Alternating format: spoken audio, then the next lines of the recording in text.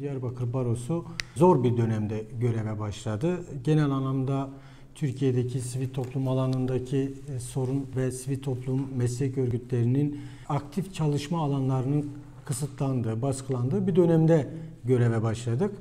Ama tabii Diyarbakır Barosu Türkiye'de de uluslararası hukuk camiasında da yıllardır insan hakları alanındaki mücadelesiyle tanınan, bilinen bir barodur. Gücünü bu alanda ortaya koyduğu emekle, gücünü bu alanda ödediği bedellerle göstermiş bir barodur. Biz Diyarbakır Barosu olarak genel kurul konuşmamda da dile getirdim. Her verdiğim mülakatta da bunu dile getirdim.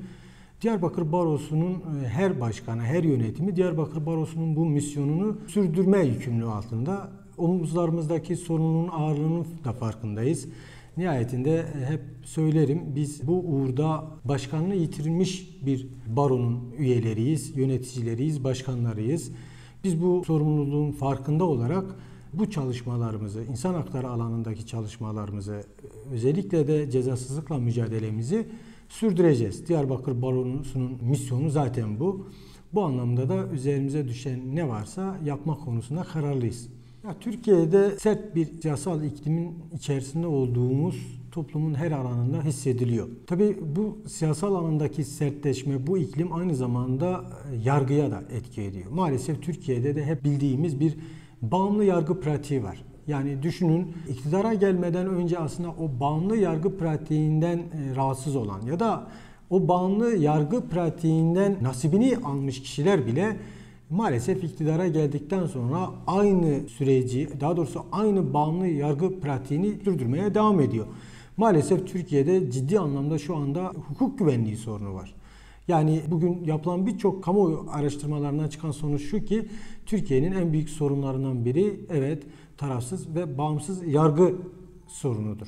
Maalesef henüz bir yargılama yapılmaksızın, henüz bir iddianame hazırlanmaksızın Türkiye'de siyasal parti temsilcileri, iktidardaki yetkililer adeta bir karar verilmiş gibi insanları yaftalıyor, etiketliyor, hüküm kurulmuş gibi nitelendirme çabaları içerisinde oluyorlar. Ki bu da neyi gösteriyor? İktidarın ya da siyasetin yargı üzerindeki etkisini gösteriyor. Türkiye'de birkaç ay önce Anayasa Mahkemesi'nin vermiş olduğu kararlardan dolayı kapatılmasını ileri süren bir parti lideri oldu. Yani bu şartlarda evet Türkiye'de ciddi bir yargı krizi var. Türkiye'de ciddi bir bağımsız, tarafsız yargı sorunu var. Türkiye'de ciddi bir doğal hakim sorunu var. Bu atmosferde hukuk örgütlerinin sorumluluğu daha fazla. İktidarın ortaya koyduğu ya da yapmak istediği, daha doğrusu üstlenmesi gereken rolün ötesine çıkmak gerekiyor sivil toplum olarak, hukuk örgütleri olarak. Her koşulda, her şartta hukukun üstünlüğünü, yargının bağımsızlığını savunma gibi bir yükümlülüğümüz ve mecburiyetimiz var bizim. Diyarbakır Barosu sadece Diyarbakır'la sınırlı bir baro değil. Diyarbakır Barosu sadece bölgeyle de sınırlı bir baro değil. Hukuki destek anlamında şu iddiada bulunduk ve bu pratiği sergileyeceğimizi dile getirdik. Türkiye'nin neresinde olursa olsun toplumun geneline etki edecek bu tür hak ihlallerine, özellikle cezasızlıkla mücadelede biz gücümüzü bu ülkenin her kentinden, her ilçesinden esirgemeyeceğiz. Yani bu kime karşı işlenirse işlensin, nihayetinde bizim önceliğimiz toplumda her bireyin hak ve özgürlüklerini savunmaktır.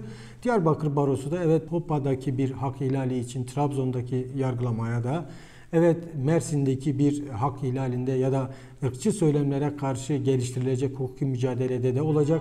Diyarbakır Barosu bu ülkenin neresinde olursa olsun çocuk hak alanına yönelik ya da kadın hak alanına yönelik her türlü ihlalin hukuki destek anlamında oradaki dinamiklerle, oradaki barolarla gereken dayanışmayı ve desteği sergileyecek. Bu Diyarbakır Barosu'nun bana göre önemli bir rolü, görevi ve misyonu aynı zamanda.